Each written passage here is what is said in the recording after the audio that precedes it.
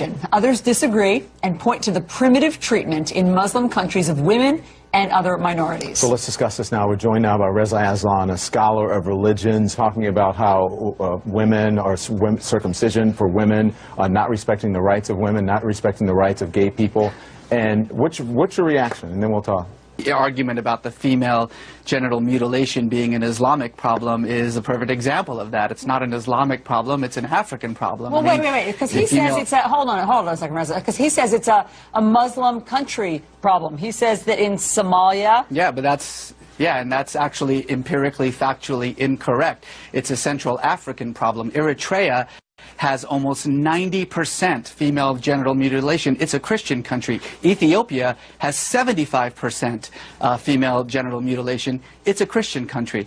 Nowhere else in the Muslim majority states is female genital mutilation an issue. Reza, be honest though, for the most part it is not a free and open society for women in those states. Well, it's not in Iran, it's not in Saudi Arabia, it certainly is in Indonesia and Malaysia, it certainly is in Bangladesh, it certainly is in Turkey.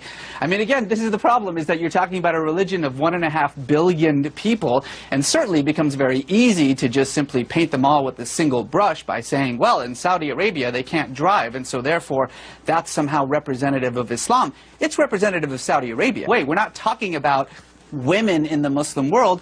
We're using 2 or 3 examples to justify a generalization. That's actually the definition of bigotry. All right, fair enough. The question at the bottom of the screen that everyone is looking at. Does Islam promote violence?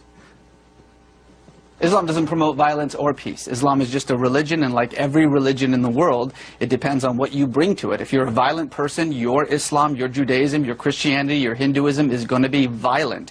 There are marauding Buddhist monks in Myanmar slaughtering women and children.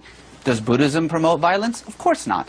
People are violent or peaceful, and that depends on their politics, their social world, the way that they see their communities, the way they see themselves. Stoning and mutilation and those barbaric practices should be condemned and criticized by everyone. But to say Muslim countries as though Pakistan and Turkey are the same, as though Indonesia and Saudi Arabia are the same, as though somehow what is happening in the most extreme forms of these repressive countries, these autocratic countries, is representative of what's happening in every other Muslim country, is frankly, and I use this word seriously, stupid. So let's stop doing that.